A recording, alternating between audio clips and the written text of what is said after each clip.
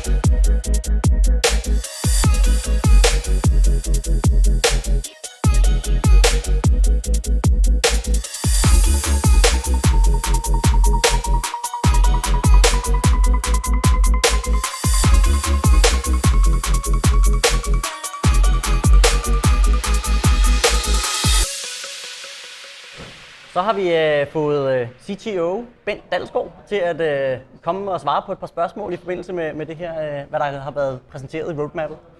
I starten vil jeg sige, at det er jo smadret fedt at have en virksomhed, som tør stille sig op og sige, hvad man er på vej hen til, og hvordan har I selv det med at fortælle om noget, der måske ikke bliver til noget, Bent? Når vi har jo lidt kommet med en advarsel til at starte med omkring, at det her det er jo et roadmap, så ting kan jo forandre sig lidt, ikke? Og nogle ting kan blive udskudt lidt, og det kan vi se fra sidste år, der var nogle ting, vi er udskudt lidt, og så er der andre ting, som måske kommer hurtigt.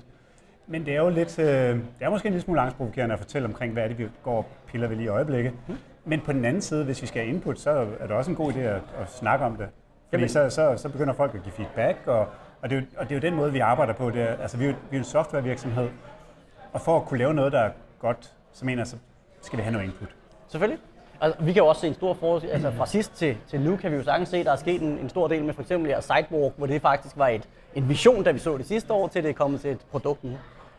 Så det er fedt at følge den udvikling. Når vi kommer jo fra et erhvervsakademi og uddannelse som værende vores hovedmetier, hvad får I egentlig ud af at være så service-minded, som I er, i forhold til os, i forhold til gratis licenser og give os adgang til alting? Jamen for det første, så er man studerende, man vil egentlig bare gerne gøre noget godt for studerende. Nu har jeg selv været underviser og selv arbejdet på universitet i mange år, og på en eller anden måde så er det naturligt. På den anden side, så kan man også se, at det er jo de fremtidige brugere, der er der, ikke? Så at hvis de bliver serviceret godt i dag, jamen så kan det være, at de tænker på os en gang i fremtiden. Altså, de er jo selvfølgelig ikke forpligtet til noget, men så har de til den viden, hvad vi kan og hvad vi ikke kan, og måske kommer med i en overvejelse. Ja, det vil jo være. Klart. Det er jo dejligt. Jamen, vi er glade for i hvert fald at have mulighederne. Ja. Vi er jo også en del af det her erhvervsfyrtårn Femern, hvor vi er begyndt at røre os mere ind på infrastrukturdelen. Og det var rigtig inspirerende for mig personligt i hvert fald at se på, at I var på vej hen mod at også servicere den del i jeres facility management af de store projekter. Ja. Hvad er jeres visioner på det? Kan du sige noget om, hvor I er på vej hen, andet end nu har I nogle produkter? Jamen det er jo igen også, vi lever meget af feedbacken. Så mange af de ting, der kommer nu med, at vi skal have flere data med, og vi skal have GIS-kortene, vi skal have kombineret GIS, og vi skal have kombineret BIM, og GIS skal fungere mere som BIM, og BIM skal fungere mere som GIS. Altså det er jo den feedback, man får, ikke? Og vi kan også se, at grænsen mellem, hvad der er BIM og hvad der er GIS, den bliver også mere og mere sådan udjævnet. Så jeg mener, for i fremtiden at have et stærkt BIM-system, så skal du kunne GIS, og hvis du skal have et stærkt fremtidigt system med GIS, jamen, så må der også være noget BIM med. Så jeg ser det egentlig som to ting, der arbejder godt sammen. Jo, og jeres service med, at man også kan tage en sidewalk, tage 360-graders billede og bruge til assets og gøre nogle ting og sager, hvor det ikke kun bliver en BIM-model, for det tror jeg er en smadret spændende fremtid i drift og vedligehold. Jamen det er også noget med effektivitet af, hvad er den hurtigste måde og den bedste måde at gøre det på, og der kan det godt være, at det måske ikke altid er den bedste måde at bare modellere alting op i fuld 3D. Der kan det godt være, at især mange af detaljerne, det er nemmere med en sidewalk, og så har man bare en super hurtig, nem måde at fange data ind på, og så oprette sine assets ud fra eller de driftsobjekter, man nu har ud fra det. Så det er også noget med at se, hvad er effektivt, og hvad kan bedst betale sig at gøre. Men fedt. Og vi siger tusind tak for din tid, og fordi du lige vil stille op og give et par svar på det, vi går og ruder med. Og ellers så vil vi jo glæde os til at se mere af Dalux Summit, og se, hvor vi så kan få det frem i fremtiden. Så tak for din tid, Bent. Jamen, tak fordi I kom. Velbekomme.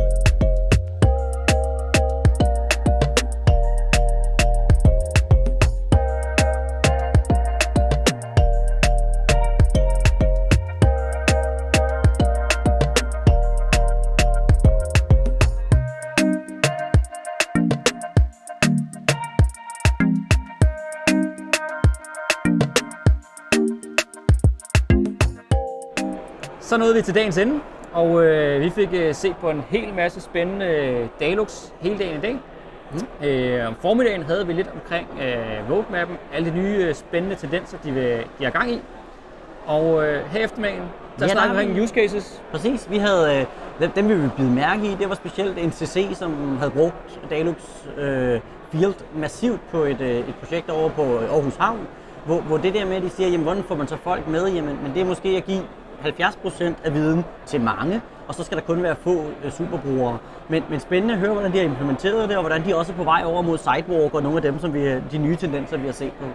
Vi hørte også Vini fra Norge, som har været med til et af de store sygehuse oppe i Norge, hvor de ligesom har prøvet at skulle